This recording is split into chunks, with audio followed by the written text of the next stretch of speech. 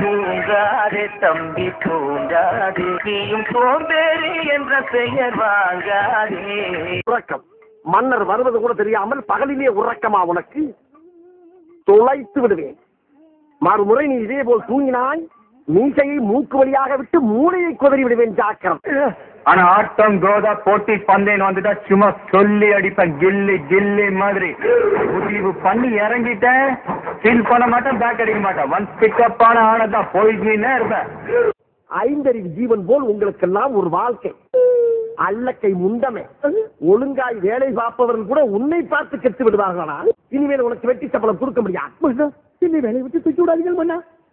அப்படி என்றால் உனக்கு ஒரு பரிகாரம். என் கேள்விக்கு விடை சொல்லு. கேள்விகள் மன்னா. தட்டானுக்கு சட்டை போட்டால் குட்டை பயிர் கட்டையால் அடிப்பான். அவன் யார்? என்ன பார்த்து தமிழ்நாட்டுல இந்த கேள்வியை கேட்கிற மொதல் ஆள் நீதாண்டா. உனக்கு தனியா கவனிச்சு. பாலப்பத்திர ஓலாண்டி, என்னிடமா எதிர்த்து பேசுகிறாய்? இன்னும் கொஞ்ச நேரத்தில் உன் கண் விழிகள் இரண்டும் பிரிஞ்சு வெளியே தொங்க போகிறது. யாரங்கே அந்த மூக்குப்பொடியை அள்ளி அவன் முகத்தில் போடு. இது அநியாயம். எனக்கு நியாயம். நன்றாக தூவுங்கள்.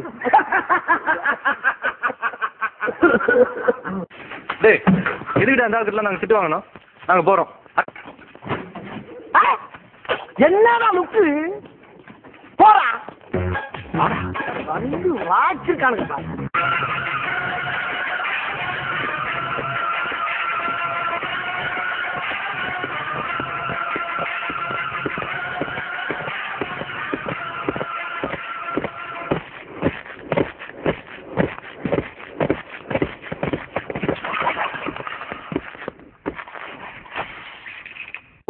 கொலை புள்ளிய வந்து அவருடைய பிறரியை பிடித்து தொங்கவா பார்க்கிறாய்?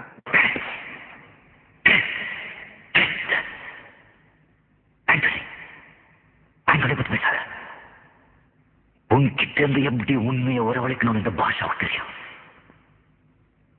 எனக்கு வேலை கொடுக்காத, உண்மையை சொல்லு. தெரியல, போய் பிள்ளைகளை படிக்க வைங்க. கப்பித்தனமா பேசிக்கிட்டு.